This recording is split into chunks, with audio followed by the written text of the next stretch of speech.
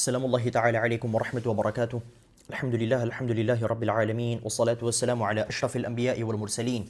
Sayyidina wa nabiyina maulana Muhammadin bil qasimil amin wa ala alihi wa sahbihi ajma'in.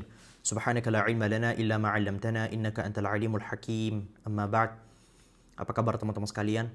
Semoga Allah senantiasa memberkahi kehidupan teman-teman sekalian dimanapun bumi Allah yang sedang teman-teman pijak. Alhamdulillah, kita telah sampai di episode yang kesekian, di mana di episode sebelumnya kita membahas tentang Nabiullah Ibrahim, kemudian dituntaskan pada Nabiullah Ismail. Hanya saja di episode kali ini kita akan langsung skip ke Adnan, yang merupakan leluhur Rasulullah SAW yang telah disepakati. Kenapa kita langsung skip ke Adnan? Pertama, untuk mengurangi durasi waktu, sehingga kita akan masuk dalam pembahasan pendetailan tentang Rasulullah SAW lebih cepat, tetapi bukan berarti ketika kita skip, kita akan meninggalkan nama-nama mereka. Sehingga antara Nabiullah Ismail alaihi salam sampai Adnan, kita akan langsung skip.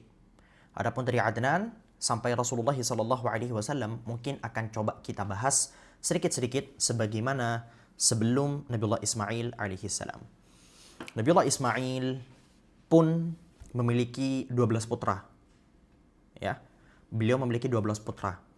Dan salah satu putranya itu bernama Nabit. Nabit memiliki nama lain Qaidar. Jadi ketika teman-teman nanti menemukan salah satu leluhur Rasulullah SAW, itu putra Nabiullah Ismail adalah Qaidar dan bukan Nabit, ya kalian jangan langsung asal nyalahin. Karena Qaidar nama lainnya adalah Nabit. Sebagian menyebutkan namanya adalah Nabt. Nabat kemudian punya putra yang bernama Yashjub.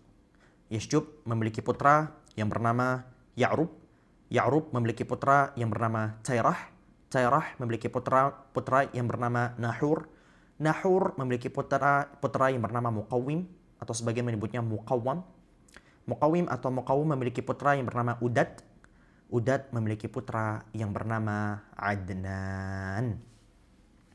Dan dari sinilah berhenti seluruh nasab-nasab Rasulullah SAW yang telah disepakati. Ya, Adnan merupakan kakek atau leluhur Rasulullah SAW yang disepakati. Disepakati oleh para ulama, disepakati bahkan oleh para sahabat. Adapun di atas Adnan, itu tidak disepakati. Sebagaimana yang sempat kami bahas di episode 1 atau 2 kemarin. Dan ini didukung oleh beberapa pernyataan entah oleh Rasulullah SAW sendiri yang nanti kualitas hadisnya akan kita bincangkan sebentar lagi. Lalu didukung oleh pernyataan sebagian dari para sahabat. Pertama, kita berbicara pernyataan Rasulullah. Karena Rasulullah SAW idza intasaba yantahi ilaihi. Yantahi ila Adnan. Rasulullah SAW ketika menyebutkan nasab beliau, menyebutkan silsilah keluarga beliau, Rasulullah akan senantiasa mengakhiri penyebutannya pada nama Adnan. Wa yaqul, kemudian Rasulullah SAW bersabda, kadzaban nasabun. Sungguh berdusta para ahli-ahli nasab. Kadzaban nasabun. Hanya saja hadis ini adalah hadis maudhu'. Hadis maudhu'. Bahkan sebagian ulama lain lagi memang tidak mengatakan maudhu', tetapi syadidud dha'f. Dha'af yang kebangetan. Husain, bukannya kalau dalam sirah ya itu kita masih beramal ya walaupun tidak sahih. Naam. Saya menghadapi beberapa hantaman-hantaman ketika saya membuat bahasan sirah. Sebagian yang menghantam itu menyatakan, Husain ini ngomong begini, cerita-cerita seperti ini, kok gak disebutkan periwayatan-periwayatannya? Ya karena memang tidak wajib disebutkan. Tidak wajib disebutkan. Karena ini sirah. Selama kita tidak berbicara tentang maudhu', maka tidak masalah. Selama kita tidak berbicara tentang maudhu', maka tidak masalah. Dhaif itu Sen, gak masalah. Kita berbicara dhaif pada sirah itu tidak masalah karena tidak berkaitan dengan hukum. Ini disebutkan oleh banyak ulama, bahkan oleh ulama-ulama yang hari ini sedang kalian cintai dan dukung itu. Di dalam Alfiyahnya Imam Al-Iraqi menyebutkan wasahhalu fi ghairi mawdu'in rawaw min ghairi tabyinin li dha'fin wa ra'aw bayanahu fil hukmi wal aqaidi an ibni mahdiyin wa ghairi wahidi. Wasahhalu, dan para ulama-ulama itu bermudah-mudah ria dalam menyebutkan hadis selain maudhu'. Jadi kalau maudhu' la yudhkaru, la yuqalu illa li bayani martabatihi. Ya. Hadis-hadis maudhu' tidak disebutkan kecuali untuk menjelaskan tentang derajatnya. Derajat hadis maudhu'. Tidak boleh hadis maudhu'. Apa arti hadis maudhu'? Hadis maudhu' artinya adalah hadis palsu. Palsu tempatnya di mana? Dibuang jauh-jauh. Dibuang jauh-jauh. Saya sempat berdebat dengan salah satu keluarga perihal ini. Di mana ini terlalu mencintai periwayatan-periwayatan yang gak jelas asalnya. Lalu ketika kami katakan maudhu', berdalil dengan mimpi. Maudhu' itu gak apa-apa diamalkan. Buktinya ada mimpi Syekh Fulan, Imam Fulan. No, saya mengikuti ulama yang mu'tabar, yang menyatakan bahwa hadits maudhu' gak boleh. Gak boleh disandarkan kepada Rasulullah. Jadi gak boleh kita ngomong kalau ada hadits maudhu', hadits palsu, qala Rasulullah sallallahu alaihi wasallam. No, tidak boleh teman-teman. Haram. Bahkan diancam oleh Rasulullah. Rasulullah sallallahu alaihi wasallam bersabda, "Man kadzaba alayya muta'ammidan falyatabawwa maq'adahu minan nar." Barang siapa yang berdusta atas namaku secara sengaja, maka hendaknyalah dia mempersiapkan tempat duduknya di neraka. Rasulullah kemudian bersabda, berbohong atas namaku tidak sama seperti berbohong atas nama orang lain. Karena berbohong atas namaku itu tempatnya di neraka. Dalam artian dipastikan kenerakaan orang-orang yang berdusta atas nama Rasulullah. Ya, apalagi berdusta atas nama Allah. Di dalam Al-Quran Allah Subhanahu wa taala menyebutkan, "Wa man iftara 'ala Allahi kadziban." Artinya berdusta atas nama Allah dan berdusta atas nama Rasulullah tidak sama seperti berdusta atas nama-nama orang lain. Jadi hati-hati.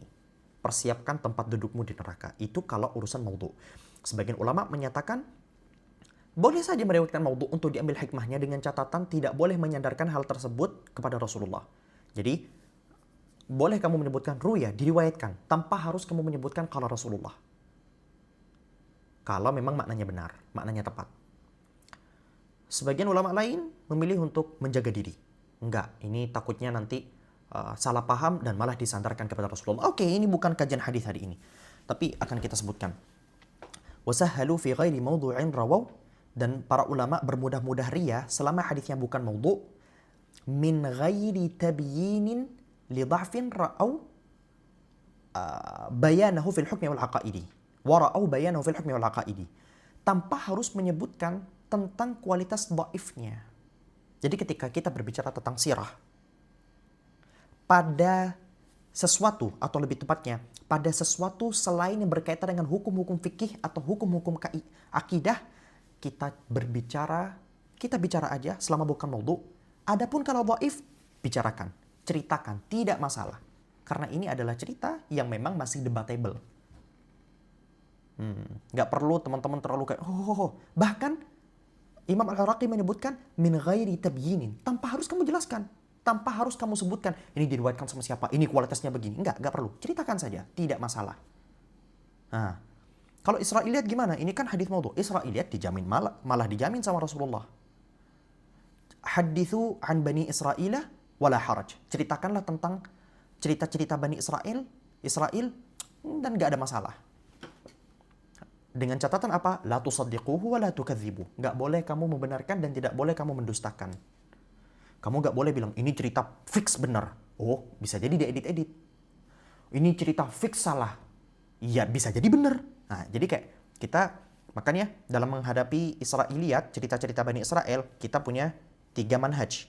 Manhaj yang pertama, kalau menyepakati Al-Quran dan Sunnah, fix benar. Kalau tidak menyepakati Al-Quran dan Sunnah, maka fix salah.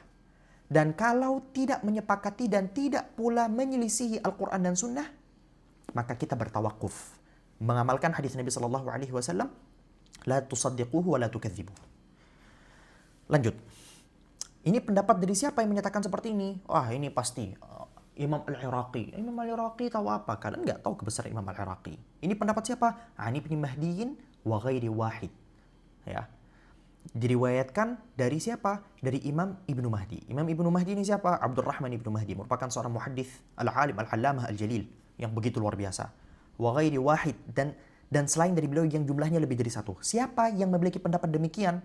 Contohnya Imam Ahmad Ibnu Hanbal. Nah, Ya, kalau Imam Ahmad Ibn Hanbal saja berpendapat demikian, bahwa kita pada urusan selain hukum dan selain akidah, kita gak perlu bahkan untuk menjelaskannya, siapa Anda? Sampai-sampai harus, siapa Anda? Ini saya agak keras terhadap mereka-mereka yang sok keras. Nah, kemudian pendapat kedua dinyatakan oleh Yahya bin Ma'in, muhaddits terkenal juga yang kalian tahu, kalau memang tahu. Sufyan ats-Tsauri, Sufyan ats-Tsauri dan Sufyan ibn Uyainah. Kemudian Abdullah bin Mubarak, kemudian Abdurrahman bin Mahdi sebagaimana dijelaskan sebelumnya. Lanjut. Nah, sehingga karena ini maudhu, posisi hadis tadi Rasulullah SAW menyebutkan kadzaban nasabun, telah berdustalah para ahli nasab, ya udah, kita tidak mengamalkan pernyataan tersebut. Tetapi pernyataan para ulama yang mengatakan bahwasannya di atas Adnan itu tidak disepakati, itu didukung oleh beberapa riwayat. Seperti yang diriwayatkan oleh Ibnu Umar radhiyallahu anhuma. Beliau berkata,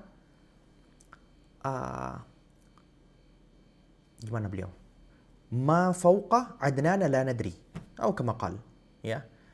Wa ma innama yunsabu ila Adnan wa ma fauqa dzalika la nadri. Nasab-nasab itu semuanya akan kembali kepada Adnan. Adapun di atas Adnan kita tidak tahu. Lebih keras lagi Ibunda Aisyah, dari Ibunda Aisyah. Beliau berkata, "Ma ra'ayna ahadan ya'rifu ma fawqa Adnan wala Qahtan illa takharrusan." Kami tidak pernah mengetahui satupun yang mengetahui nama-nama di atas Adnan ataupun di atas Qahtan, generasi Arab yang kedua, illa takharrusan, kecuali dia entah ngarang-ngarang atau cuma nebak-nebak. Ini didukung lagi oleh yang hadis Sayyidina Ali radhiyallahu an. Ini disebut hadis juga, bukan marfu, tapi bagi teman-teman yang masih asing dengan istilah ini, Anda boleh skip, atau kalau kalian masih penasaran silakan cek ChatGPT atau Google hadis marfu, hadis mauquf dan sebagainya. Nah, Imam As-Suyuti di dalam kitabnya Ad-Durrul Manthur berkata, suatu hari Sayyidina Ali radhiyallahu an berjumpa dengan seseorang. Kemudian orang tersebut berkata kepada Sayyidina Ali, "Ana ansubun nas." Aku bisa menyebutkan nasab-nasab manusia-manusia. Maksudnya, nasab manusia-manusia sampai Adam. Kemudian Sayyidina Ali berkata, "La, anta la tansubun nas." No. Kamu gak bisa menyebutkan nasab-nasab mereka. Gak bisa kamu menyebutkan silsilah keluarga mereka. Kemudian dijawab oleh orang yang berjumpa dengan Sayyidina Ali tadi, "Bala, ansabuhum." Enggak, aku bisa menyebutkan. Kemudian dijawab oleh Sayyidina Ali radhiyallahu an, "Ara'aita qawla rabbina wa 'ada wa thamuda wa ashabar rasi wa qurunan baina dzalika katsira." Lalu, wahai lelaki, wahai fulan, bagaimana pendapatmu tentang firman Allah Subhanahu wa taala di dalam Al-Qur'an? Wa 'ada, kaum 'Ad dan kaum Thamud dan ashabur ras dan generasi-generasi setelahnya yang jumlahnya begitu banyak. Kaum 'Ad sudah jelas, ya. Kaum 'Ad siapa mereka? Mereka adalah kaum yang telah Allah Subhanahu wa taala binasakan di zaman Nabi Hud, yang sudah kita bahas. Wa Thamud, sama. Thamud belum kita bahas. Kaum Thamud adalah kaumnya Nabi Saleh yang mendurhakai Nabi Allah Saleh. Kemudian yang ketiga adalah Ashabur Ras. Nah, Ashabur Ras ini ada beberapa riwayat, dan riwayat yang paling masyhur, Ashabur Ras artinya adalah kaum sumur. Ras itu artinya sumur. Kenapa mereka dijuluki sebagai kaum sumur? Karena mereka adalah kaum yang Allah binasakan karena kebejatan mereka. Apa kebejatan mereka? Membunuh Nabi. Jadi Allah Subhanahu wa taala mengutus seorang nabi yang bernama Hanzalah ibn Safwan. Ini menurut sebagian riwayat, yang waktu itu kaum mereka berada di daerah hari ini kita sebut sebagai Azerbaijan. Nah, pernah dengar negara Azerbaijan? Bukalah di Google. Negara Azerbaijan. Nah, mereka itu ketika didatangi, Allah mengutus nabi tersebut, mereka mendustakan dan menolak ajakan dari nabi tersebut, dan tidak hanya sekedar mendustakan, tetapi diceburin ke sumur, ya, kemudian sampai meninggal nabi tersebut. Ya. Allahul musta'an, dicebur, kemudian ditutup dan meninggal di sana. Ini bukan bahasan kita hari ini. Dan generasi-generasi setelahnya yang jumlahnya begitu banyak. Nah, ini jumlahnya begitu banyak. Allah saja menyebutkan begitu banyak, kata Sayyidina Ali ibnu Abi Thalib radhiyallahu an. Kemudian dijawab oleh fulan tadi, bal adhkuru dzalikal katsir. Allah menyebutkan dalam Al-Quran jumlahnya banyak. Iya, jumlahnya banyak. Dan aku bisa menyebutkan jumlah mereka yang begitu banyak itu. Kemudian Sayyidina Ali radhiyallahu an kemudian berjawab, afara'aita qawla rabbina alam ya'tikum naba'ul ladzina min qablikum qaumi nuhi wa 'adi wa thamuda walladzina min ba'dihim la ya'lamuhum illallah. Lalu bagaimana pendapatmu tentang firman Allah Subhanahu wa taala dalam Al-Qur'an? Apakah tidak datang kepadamu berita-berita tentang kaum 'Ad, kaum Thamud, ya, kaum Nuh, ya, dan kaum-kaum setelahnya, di mana mereka itu tidak ada yang mengetahui nama-nama mereka, tidak ada yang mengetahui cerita-cerita mereka, kecuali Allah. Allah saja mengatakan tidak ada yang mengetahui tentang cerita mereka kecuali Allah. Lalu bagaimana dengan kamu? Lalu orang tadi fasakatar rajul. Orang tersebut kemudian diam. Sehingga telah kita sepakati bahwasanya tidak ada satupun dari para ulama, dari ahli nasab yang menyepakati seluruh nama-nama dari Rasulullah sampai Nabiullah Adam. Lalu bagaimana dengan nama-nama yang telah kita sebutkan kemarin? Ya iya, itu hanya sebagai bumbu-bumbu cerita, ya. Bumbu-bumbu cerita yang kalau misal di sana ada hikmah, kita ambil hikmahnya. Begitu teman-teman. Dan sekarang kita berbicara tentang Adnan. Adnan ini diambil dari kata Adn yang salah satu artinya adalah al-iqamah. Apa arti al-iqamah? Al-iqamah artinya menetap. Kenapa diberikan nama begitu? Karena ayahandanya merasa bahwasanya Adnan ini terlalu dilihat oleh orang-orang. Entah dari kalangan manusia ataupun dari kalangan jin. Jadi saking kerennya Adnan dari kecil, saking estetiknya, estetiknya kehidupannya, mungkin bahkan fisiknya, sampai-sampai jadi pusat pandangan manusia-manusia lain, bahkan dari para jin. Kemudian diberikan nama Adnan agar apa? Agar Allah menetapkan, ya, seorang malaikat yang akan menjaganya. Adnan ini adalah sosok yang senantiasa dipuja-puja oleh kaumnya, bahkan menjadi pemimpin kaumnya. Adnan diceritakan adalah manusia pertama yang meletakkan batas-batas tanah haram. Hari ini kalau misal teman-teman berangkat ke Makkah, kalian akan menemukan batas tanah haram itu di sini, batas tanah haram itu di sini. Nah, orang yang pertama kali memprakarsai batas-batas tanah haram itu siapa? Adnan. Diceritakan juga bahwasanya Adnan adalah manusia pertama yang membungkus Ka'bah, yang meletakkan kain pada Ka'bah. Jadi sebelumnya Ka'bah itu dibiarkan telanjang, hanya berbentuk batu bata. Nah, kemudian yang pertama kali memberikan kain pada Ka'bah itu adalah Adnan. Dan Adnan diceritakan beliau adalah manusia yang kalau dikira-kira hidup di masa Nabiullah Musa. Dan ini didukung oleh riwayat yang diriwayatkan oleh Imam At-Tabrani bahwasanya putra dari Walad bin Ma'ad bin Adnan, putra dari Ma'ad bin Adnan, putranya itu pernah berjumpa dengan kaum Nabiullah Musa. Dan bahkan berjumpa dengan Nabiullah Musa sendiri. Bukan kali ini bahasannya. Kemudian pendapat kedua menyatakan bahwasanya no. Dan ini pendapat yang lebih lemah daripada pendapat pertama yang menyatakan bahwasanya Adnan hidup di masa Nabiullah Isa. Di pendapat pertama yang lebih kuat menyatakan hidup di masa Nabiullah Musa. Pendapat kedua menyatakan bahwasanya beliau hidup di masa Nabiullah Isa. Mana yang benar antara dua pendapat ini? Wallahu a'lam. Mana yang benar? Tetapi yang lebih tepat dari dua pendapat ini, yang lebih mendekati kebenaran adalah pendapat yang pertama. Dan begitulah cerita tentang Adnan. Esok kita baru bercerita tentang di bawah Adnan dan selanjutnya. Hada wallahu subhanahu wa ta'ala al-misawab. Subhanakallahumma bihamdika asyhadu an la ilaha illa anta astaghfiruka wa atubu ilaik. Assalamualaikum warahmatullahi wabarakatuh. Bye bye.